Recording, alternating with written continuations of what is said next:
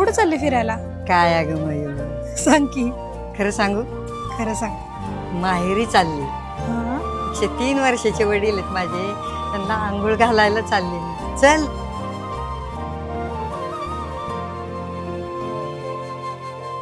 दैव होता तू, देव होता तू, खेळण्यातला माझा खेळ होता तू.